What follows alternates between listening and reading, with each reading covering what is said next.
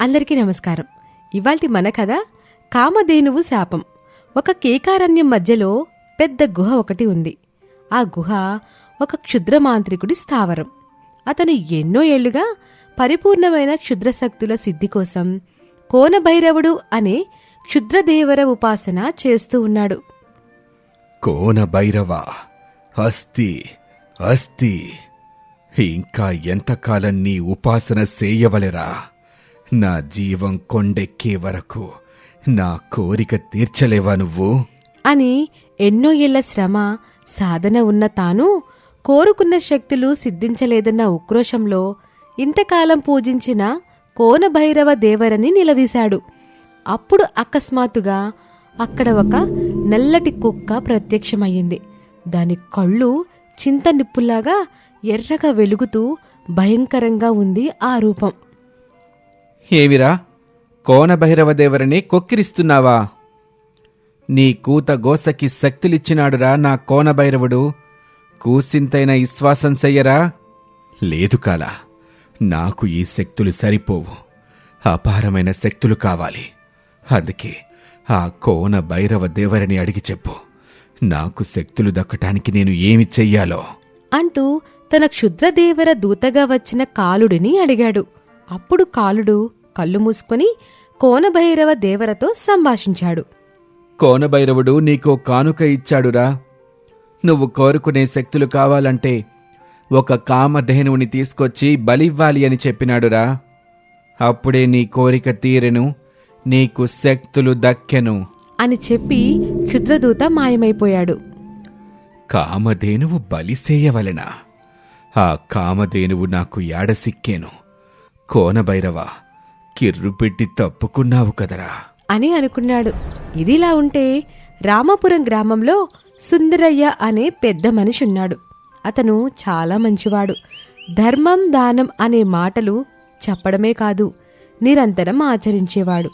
అందుకే అతని గొప్ప గుణానికి మెచ్చి సారవ అనే మహర్షి సుందరయ్యకి చాలా ఏళ్ల క్రితం ఒక కామధేనువుని కానుకగా ఇచ్చాడు. ఆ కామధేనువుని సేవించుకుంటూ సుందరయ్య తన దినచర్యని మొదలు పెడుతూ ఉంటాడు. కామధేను తల్లి, నా పుణ్యం కొద్దీ నీకు సేవ చేసే భాగ్యం నాకు దక్కింది. ఎప్పుడు చెప్పే మాట ఈరోజు చెప్తున్నాను. నిన్ను, నీ వరాన్ని నేనెప్పుడూ నా స్వార్థానికి వాడుకోను. నీ ద్వారా నా వల్ల నలుగురికి మేలు జరగాలనే నా బుద్ధి ఎప్పుడూ ఇట్టాగే ఉండాలి. అందులో ఏ చెడు మార్పులు రాకుండా చూసుకునే బాధ్యత కూడా నీదే తల్లి అని దండం పెట్టుకున్నాడు. ఇంతలో సుందరయ్య పాలేరు రంగడు అక్కడికొచ్చాడు. అయ్యా, పార్వతమ్మని రమ్మని చెప్పారంట కదా, వచ్చిందయ్యా. లోపలికి పిలిపించమంటారా? భలే ఓడివిరా రంగా. తెలిసిన వాళ్ళు గుమ్మంలోకి వస్తే లోపలికి పిలవాలా అని నన్నడుగుతావా? పిలిచి కూర్చోబెట్టి మర్యాదలు చెయ్యొద్దు అంటూ పెరట్లో కామధేను దగ్గర నుండి నేరుగా ఇంటి వాకిట్లో నిలబడి ఉన్న పార్వతమ్మ దగ్గరకు వెళ్లి ఆమెని ఇంట్లోకి పిలిచి కూర్చోబెట్టాడు. ఏమీ అనుకోకు పార్వతమ్మ, మా రంగడి గురించి నీకు తెలిసిందేగా, కాస్త మందబుద్ధివాడు. అందుకే నిన్నింట్లోకి కూడా రమ్మనకుండా బయట నుంచోబెట్టాడు. భలే ఊరయ్య గారు, మర్యాదలకి నెలవైన ఇంట్లో, మంచి మనసున్న వాళ్ళ ఇంట్లో అవమానాలకి తావేముంటుందయ్యా. ఇంతకీ రమ్మని కబురంపారు. అదే పార్వతమ్మ, చనిపోయిన మీ మరిది కోటిలింగం కూతుర్ని మీరే సాకుతున్నారుగా. ఆ పిల్లకేదో చక్కటి సంబంధం వచ్చిందని విన్నాను. మీరు చూస్తే అప్పులు ఖర్చులతో ఇబ్బందుల్లో ఉన్నారు. అదంతా నాకు తెలుసు. మరా పిల్ల పెళ్లి ఖర్చులు అవి ఏ తల్లిదండ్రులకైనా కడుపును పుట్టిన బిడ్డల బాధ్యత బరువు అవుతుందా అయ్యా? అందుకే మా పిల్లలు ఎట్టాగో అది అట్టాగే. అందుకే మంచి సంబంధం వచ్చింది, చేద్దామని సోతున్నామయ్యా. అదేలే, అందుకే పిలిపించాను. ఒక్క క్షణం కూర్చో, నేను ఇప్పుడే వస్తాను అని చెప్పి పార్వతమ్మని కూర్చోపెట్టి మళ్లీ పెరట్లోకి వెళ్లి కామధేనువుతో తన అవసరం చెప్పుకోగా సుందరయ్య మనసు అర్థం చేసుకున్న కామధేనువు పార్వతమ్మకి ఇవ్వడం కోసం ఒక నగల మూటని ప్రసాదించింది. ఆ నగల మూటని అందుకుని కామధేనువుకి నమస్కరించి పార్వతమ్మ దగ్గరకొచ్చి ఆమెకి ఆ మూట ఇస్తూ, చూడు పార్వతమ్మ, తండ్రి లేని ఆ పిల్లకి మీరు కన్నవాళ్ళయ్యారు, పెళ్లి చేస్తారు. అట్లాగే ఈ నగలు నా కానుగ్గా ఆ అమ్మాయికిచ్చి నేను కూడా మీలో ఒక్కనవుతాను. ఇవి తీసుకొని పిల్ల పెళ్లిని బాగా జరిపించండి. డబ్బు విషయం కూడా మీరేమి దిగులు పడబాకండి. మీ ప్రయత్నం మీరు చెయ్యండి. కాని పక్షంలో నేనున్నానని మర్చిపోబాకండి అని చెప్పి పార్వతమ్మకి నగలిచ్చి పంపించాడు. ఈ విధంగా సుందరయ్య మనసు ఎంత మంచిదంటే తన చుట్టూ ఉన్న వాళ్ళెవరూ కష్టపడకూడదు అని కోరుకుంటాడు. అంతటి మంచి గుణం ఉన్నందువలనే ఆ సాధువు ద్వారా కామధేనువు సుందరయ్యకి వరంగా లభించింది. అలా రోజులు గడుస్తున్నాయి. ఇక మరోవైపు మాంత్రికుడికి తన క్షుద్రదేవర చెప్పినట్టుగా కామధేనువుని వెతికి పట్టుకుని దాన్ని బలి ఇచ్చి తనకి కావలసిన క్షుద్రశక్తులను పొందాలనే ఆశతో కామధేనువు కోసం చాలా చోట్ల వెతికాడు. చివరికి అది సుందరయ్య దగ్గర ఉందని తెలియటంతో అతని దగ్గరకొచ్చాడు. ఆఖరిసారి అడుగుతున్నానురా డింబక, ఆ కామధేనుని నాతో పంపి పుణ్యం కట్టుకోరా. నీకు కావలసినంత ఐశ్వర్యం ఇస్తాను, అపార సిరి సంపదలు ప్రసాదిస్తాను. చూడండి స్వామి, మిమ్మల్ని చూస్తే సామాన్యుల్లా లేరు. నేనే జన్మలో ఏ పుణ్యం చేసుకున్నాను. ఆ కామధేనువు తల్లికి సేవ చేసుకునే భాగ్యం దక్కినందుకు ఆనందిస్తున్నాను. అది మినహా నాకేమీ అక్కర్లేదు. నేను దాన్ని ఇవ్వలేను, మీరింక దయచెయ్యండి అని నిర్మోహమాటంగా చెప్పి పంపించేశాడు. దాంతో మాంత్రికుడికి కోపం వచ్చింది. అలా అని సుందరయ్య మీద కోపం చూపించి లాభం లేదని అతనికి తెలుసు. అందుకే తన గుహకు వెళ్ళి అక్కడే కూర్చొని ఎలాగైనా సరే ఆ కామధేనువుని తన సొంతం చేసుకోవాలని ఆలోచన చేస్తూ ఉంటాడు. అంత గొప్ప కామధేనువు శక్తిని ఆ దిక్కుమాలిన ప్రసాదంలా అందరికీ పంచుతూ వృధా చేస్తున్నాడు కాలా ఆ డింబడు అంటూ తన క్షుద్రదేవర అనుచుడైన కాలుడిని పిలుస్తూ తన గోడుని చెప్పుకున్నాడు. కాని అతని ఘోష అరణ్యరోధనయ్యింది. తన మాటకి కాలా నుండి ఏ ప్రతిస్పందన రాలేదు. దాంతో తన శక్తిని తానే నమ్ముకోవాలని నిర్ణయించుకున్నాడు. ఒక అమావాస్య నాటి రాత్రి దొంగచాటుగా వెళ్లి కామధేనువుని దొంగలించి తెచ్చుకుందామని వెళ్ళాడు.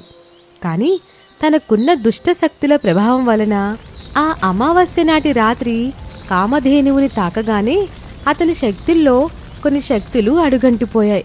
అప్పుడే అతనికి అర్థమైంది, కామధేనువుని తాను తన స్వస్థాలతో తాకలేడని. కోనభైరవ, నా ఆశలన్నీ ఇలా బుగ్గి చేయకురా. ఈ కామధేనువు నా చేత చిక్కే ఉపాయం చూపరా. ఈ కామధేనువు అనుజ్ఞ లేకుండా దీన్ని తాకే దారి ఏదో చెప్పరా అంటూ మొక్కుకొని అప్పటికప్పుడు అక్కడి నుండి తన స్థావరానికి వెళ్లి తన క్షుద్రదేవరకే ప్రత్యేకమైన పూజలు చేశాడు. ఈసారి అతను చేసిన పూజలు ఫలించాయి. క్షుద్రదేవర దూతగా వచ్చే కాలుడు ప్రత్యక్షమయ్యాడు. కాలా, ఆ కామధేనువు జాడ చిక్కినాదిరా. కాని దాన్ని తాకబోతే నా శక్తులు చెల్లిపోతున్నాయిరా. ఎలాగైనా ఆ కామధేనువు మన చెంతకి వచ్చే దారేదో దేవరిని అడిగి సాయం చేయరా. ఇదిగోరా డింబక, ఈ వశీకరణ మూలిక కామధేనువు తినే ఆహారంలో కలిపి తినిపిస్తే అది నీ వశంలోకి వస్తుంది. అప్పుడు నువ్వు దాన్ని తాకకుండానే తీసుకురాగలుగుతావని కోనదేవర ఆజ్ఞ. వెళ్ళరా, రేపు నిసికల్లా ఆ కామధేనువుని తెచ్చుకోరా. అది నీ గుహలోకి వచ్చిందంటే దాన్ని తాకగలిగే శక్తి నీకు వచ్చినట్టేరా. నువ్వు కోరిన శక్తులు నీకు సిద్ధించినట్టేరా అని చెప్పి మాయమైపోతాడు కాల. దాంతో కాల ఇచ్చిన మూలిక తీసుకుని సుందరయ్య ప్రతిరోజు ఉదయం కామధేనువుకి మేతగా వేసే గడ్డిలో కలిపేసొచ్చాడు. ఆ రాత్రి తెల్లవారింది. పాపం మాంత్రికుడు వేసిన ఆ వశీకరణ మూలిక విషయం తెలియక సుందరయ్య ఆ గడ్డిని తీసుకెళ్లి కామధేనువుకి వేశాడు. అది ఎప్పటిలాగానే సుందరయ్య చేత వేయబడిన ఆహారమే కనుక ఆ గడ్డిని తినేసింది కామధేనువు. ఇక అదే రోజు రాత్రికి మాంత్రికుడొచ్చి మూలిక కారణంగా తన వశంలోకి వచ్చిన కామధేనువుని చూసి, నా శక్తి కోసం నీ ప్రాణాన్ని బలియవే కామధేనువా. నీ చావుతో నా జన్మ పండబోతుందే అంటూ ఎంతో ఆనందపడ్డాడు. ఈసారి తన చేతులతో తాకకుండానే తన మాటల ఆజ్ఞలతో కామధేనువుని తన గుహకి తీసుకొచ్చాడు. కాలా, నా ప్రియమైన కాలా, బలి కోసం బలి పశువుని తెచ్చినాను చూడరా. ఆ తర్వాత ఏమి చేయాలో ఆజ్ఞయ్యరా అంటూ కాలాని కోరగా కాల ప్రత్యక్షమై తర్వాత మాంత్రికుడు చేయవలసిన క్షుద్ర పూజలు విధుల గురించి చెప్పాడు. అలా కాలా చెప్పిన ప్రకారం క్షుద్ర పూజలు పూర్తి చేయగానే ఆ గుహలో ఒక మంత్రతటాకం ఉద్భవించింది. వెంటనే ఆ కామధేనువుని ఆ మంత్రతటాకంలో స్నానం చేయించడానికి తీసుకుని వెళ్ళాడు. నీళ్ళల్లోకి దిగక మునుపు తన దైవమైన కోనదేవరతో, దేవరా కోనభైరవ, నీ దయ నాకు చిక్కే సమయం వచ్చినాదిరా. మరో 10 గడియల్లో నీకు ఈ కామధేనుని బలి ఇస్తానురా. నా అపార శక్తులని నాకు వశము సేయరా అంటూ తన క్షుద్రదేవరని మొక్కుకొని ఆ మంత్రతటాకంలోకి కామధేనువుతో సహా దిగగానే ఒక్కసారిగా ఆ కామధేనువు అదృశ్యమైంది. మంత్రతటాకంలో నీళ్లు మంచులా గడ్డకట్టి బిగుసుకుపోయాయి. దాంతో అతను గడ్డకట్టిన మంత్రతటాకం మధ్యలో బందీ అయ్యాడు. దేవరా, ఏమిరా ఇది? బలిపశువుని మింగినది ఎవరురా? కాలా, రారా, వచ్చి నాకు ఏదో ఒక ఉపాయం చెప్పరా అంటూ ఆవేదనతో ఊగిపోతూ తను కాలా అని ఎన్నిసార్లు పిలిచినా కాలా రాలేదు. తను అనునిత్యము పూజించే క్షుద్రదేవర కూడా తన వేదనకి బదులివ్వలేదు. అలా ఒక అనుకోని ఉచ్చులో ఇరుక్కున్న మాంత్రికుడి దగ్గరికి ఆ సాధువు వచ్చాడు. ఏమి మాంత్రికుడా, నువ్వు తవ్వుకున్న గోతిలో నువ్వే పడ్డావా? పాపం, నువ్వు తీసుకొచ్చింది నిజమైన కామధేనువు కాదరా, ఒక మాయా కామధేనువుని. అసలైన కామధేనువు సుందరయ్య పెరట్లోనే ఉంది. అప్పుడు మాంత్రికుడు అవాక్కై చూస్తూ ఉండగానే, మంచికి ధర్మానికి ఉపయోగపడే కామధేనువుని నువ్వు స్వార్థం కోసం ఉపయోగించాలి అనుకున్నావు. నీ దుర్బుద్ధి ఆ కామధేనువుని బలి చెయ్యాలని చూసింది. అందుకే ఆ నష్టం జరగకుండా నీ స్వార్థం నీకు తెలిసి రావాలని నేను ఈ పని చేశాను. ఇక ఈ జన్మలో నువ్వు నిర్మించుకున్న నీ మంత్రతటాక బంధం నుండి బయటకు రాలేవు. నీ శక్తులు రోజురోజుకి క్షీణించి పూర్తిగా శూన్యమైపోతాయి అని చెప్పి అక్కడి నుండి వెళ్ళిపోతూ మాంత్రికుడు ఉన్న గుహని పూర్తిగా మూసివేసి వెళ్ళిపోయాడు. ఇక ఆ తర్వాత కామధేనువు ఎప్పటిలాగానే సుందరయ్య దగ్గరే ఉంటూ అతని ద్వారా నలుగురికి ఉపయోగపడుతూ ఉండిపోయింది. ఇది ఇవాల్టి కథ. మరొక ఆసక్తికరమైన కథతో మళ్ళీ కలుద్దాం. మా కథలు మీకు నచ్చితే మా ఛానల్ని వెంటనే సబ్స్క్రైబ్ చేసి మమ్మల్ని ప్రోత్సహించండి. మరిన్ని మంచి మంచి కథలతో మిమ్మల్ని అలరిస్తాం. మా కథల మీద మీ అభిప్రాయాలు కామెంట్లో పెట్టండి. గంటని తప్పకుండా కొట్టండి.